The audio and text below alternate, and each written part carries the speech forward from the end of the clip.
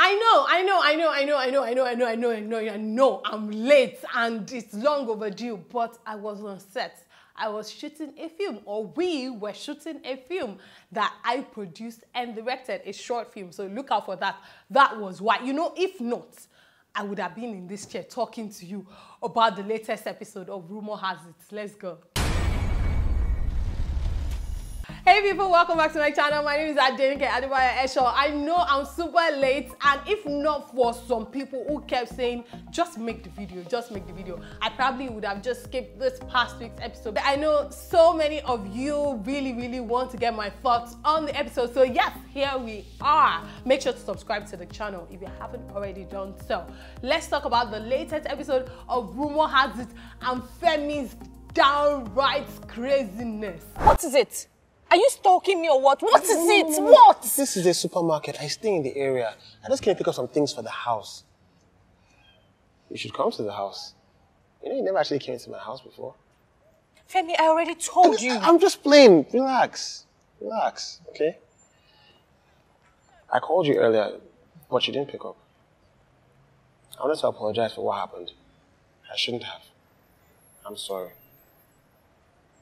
Man like Femi. That should have been the title of this episode of Rumour Has It, because that guy does crazy like no one else. You know, I'd said after episode 1 that I wasn't sure how I was feeling about him and whatnot. Man, now I'm sure. I love Femi. I love his crazy. I love the way he interprets that character. It makes crazy look good.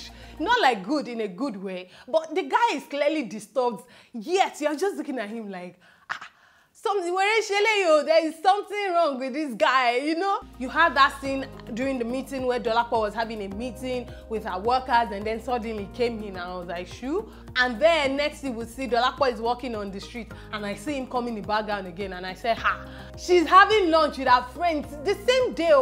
And it just came in like, yeah, we go way back. And when Dolapo shut him down, it looked really hurt. And I almost felt sorry for him, but I was like, you're crazy. Like, I'm sure, isn't Dolapo onto it here that this guy is clearly not all right upstairs?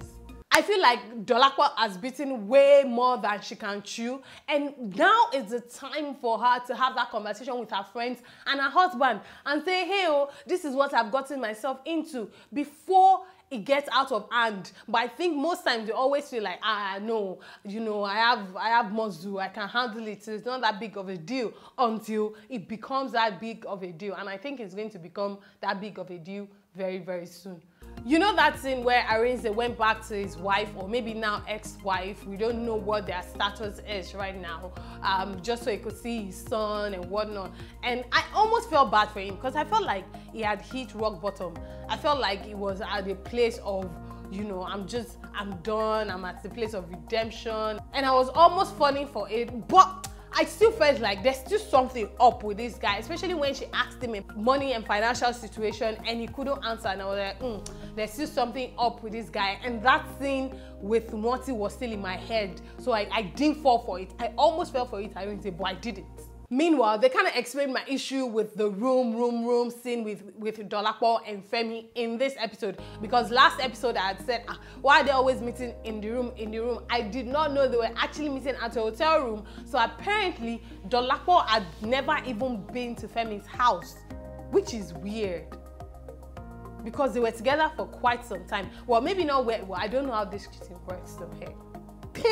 Meanwhile, Arinze is most definitely working with Mr. Perfect. Ronti's Mr. Perfect, because who did he call to say, get me something on this Ronti girl? I think he was talking to Mr. Perfect. Ronti's Mr. Perfect. We are right. Both of them are working together. But, oh, guys, wait. What if Mr. Perfect now goes on to fall in love with Ronti? Hey, that will not be double wahala. That means the story is going to change. So we know, but are we sure we know? Because every time we've been predicting something, they've been removing the shocks from underneath our legs. So, guys, are we sure we're on the same page? This entire episode was all about establishing Femi's crazy. And it's crazy, yo. That last scene, did you guys see what he was watching? Like, they didn't show us, But we heard. But I wasn't sure if it was Femi and Dolapo he was watching or Dolapo and her husband. Maybe he got into their house, planted cameras in their room and stuff, and he's now watching it. Or the camera he planted the other time, himself and Dolapo.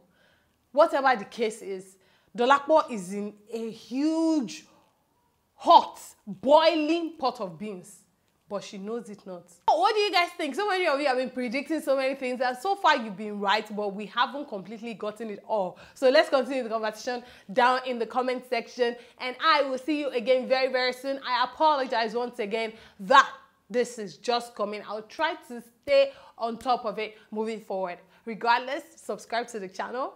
Remain in God, and God bless you. I love you guys so much. I will see you again very, very soon. Mwah. Bye.